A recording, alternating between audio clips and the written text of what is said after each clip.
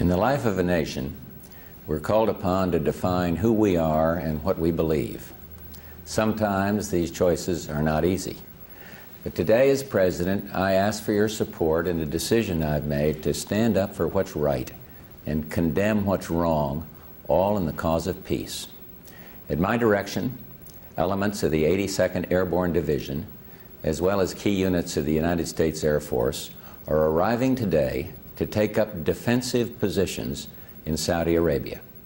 I took this action to assist the Saudi Arabian government in the defense of its homeland. No one commits America's armed forces to a dangerous mission lightly, but after perhaps unparalleled international consultation and exhausting every alternative, it became necessary to take this action. And let me tell you why. Less than a week ago, in the early morning hours of August 2nd, Iraqi armed forces, without provocation or warning, invaded a peaceful Kuwait. Facing negligible resistance from its much smaller neighbor, Iraq's tanks stormed in blitzkrieg fashion through Kuwait in a few short hours. With more than 100,000 troops, along with tanks, artillery, and surface-to-surface missiles, Iraq now occupies Kuwait. This aggression came just hours after Saddam Hussein specifically assured numerous countries in the area that there would be no invasion. There is no justification whatsoever for this outrageous and brutal act of aggression. A puppet regime imposed from the outside is unacceptable. The acquisition of territory by force is unacceptable. No one, friend or foe, should doubt our desire for peace, and no one should underestimate our determination to confront aggression. 4 simple principles guide our policy. First, we seek the immediate, unconditional, and complete withdrawal of all Iraqi forces from Kuwait. Second, Kuwait's legitimate government must be restored to replace the puppet regime. And third, my administration has been, as has been the case with every president, from President Roosevelt to President Reagan, is committed to the security and stability of the Persian Gulf. And fourth, I am determined to protect the lives of American citizens abroad. Immediately after the Iraqi invasion, I ordered an embargo of all trade with Iraq, and together with many other nations, announced sanctions that both froze all Iraqi assets in this country and protected Kuwait's assets.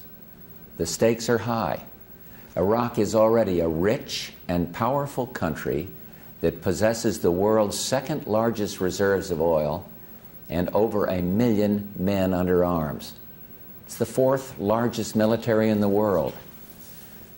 Our country now imports nearly half the oil it consumes and could face a major threat to its economic independence. Much of the world is even more dependent upon imported oil and is even more vulnerable to Iraqi threats. We succeeded in the struggle for freedom in Europe because we and our allies remain stalwart. Keeping the peace in the Middle East will require no less. We're beginning a new era.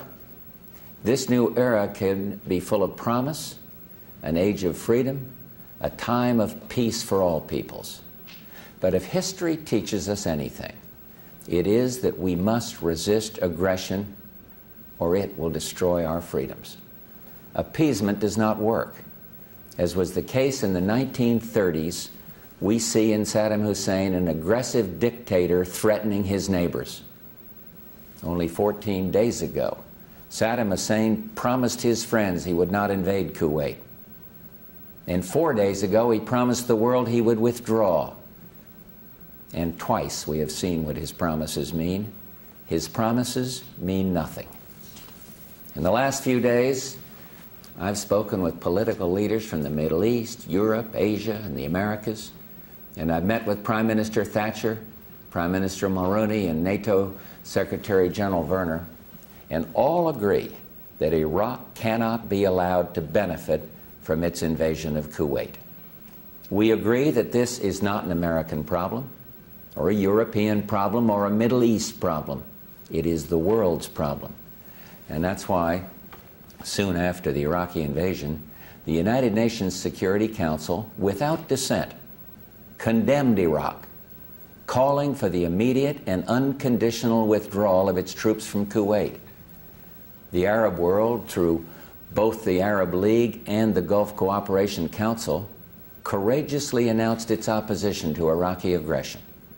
Japan, the United Kingdom, and France and other governments around the world have imposed severe sanctions. The Soviet Union and China ended all arms sales to Iraq. And this past Monday, the United Nations Security Council approved for the first time in 23 years mandatory sanctions under Chapter 7 of the United Nations Charter. These sanctions, now enshrined in international law, have the potential to deny Iraq the fruits of aggression, while sharply limiting its ability to either import or export anything of value, especially oil.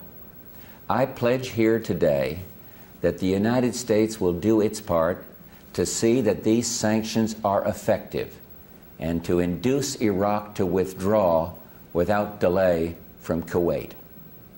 But we must recognize that Iraq may not stop using force to advance its ambitions. Iraq has massed an enormous war machine on the Saudi border, capable of initiating hostilities with little or no additional preparation. Given the Iraqi government's history of aggression against its own citizens, as well as its neighbors, to assume Iraq will not attack again would be unwise and unrealistic. And therefore, after consulting with King Fahd, I sent Secretary of Defense Dick Cheney to discuss cooperative measures we could take. Following those meetings, the Saudi government requested our help.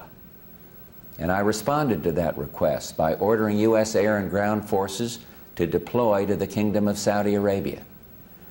Let me be clear, the sovereign independence of Saudi Arabia is of vital interest to the United States. This decision, which I shared with the congressional leadership, grows out of the long-standing friendship and security relationship between the United States and Saudi Arabia. U.S. forces will work together with those of Saudi Arabia and other nations to preserve the integrity of Saudi Arabia and to deter further Iraqi aggression. Through their presence, as well as through training and exercises, these multinational forces will enhance the overall capability of Saudi armed forces to defend the kingdom. I want to be clear about what we are doing and why. America does not seek conflict, nor do we seek to chart the destiny of other nations. But America will stand by her friends. The mission of our troops is wholly defensive. Hopefully, they will not be needed long. They will not initiate hostilities, but they will defend themselves, the Kingdom of Saudi Arabia, and other friends in the Persian Gulf. We are working around the clock to deter Iraqi aggression and to enforce UN sanctions. I'm continuing my conversations with world leaders. Secretary of Defense Cheney has just returned from valuable consultations with President Mubarak of Egypt and King Hassan of Morocco. Secretary of State Baker has consulted with his counterparts in many nations, including the Soviet Union, and today he heads for Europe to consult with President Özal of Turkey, a staunch friend of the United States. And he'll then consult with the NATO foreign ministers. I will ask oil-producing nations to do what they can to increase production in order to minimize any impact that oil flow reductions will have on the world economy. And I will explore whether we and our allies should draw down our strategic petroleum reserves. Conservation measures can also help. Americans everywhere must do their part. And one more thing. I'm asking the oil companies to do their fair share. They should show restraint and not abuse today's uncertainties to raise prices. Standing up for our principles will not come easy. It may take time and possibly cost a great deal. But we are asking no more of anyone than of the brave young men and women of our armed forces and their families. And I ask that in the churches around the country, prayers be said for those who are committed to protect and defend America's interests. Standing up for our principle is an American tradition. As it has so many times before, it may take time and tremendous effort, but most of all, it will take unity of purpose. As I've witnessed throughout my life, in both war and peace, America has never wavered when her purpose is driven by principle. And in this August day, at home and abroad, I know she will do no less. Thank you, and God bless the United States of America.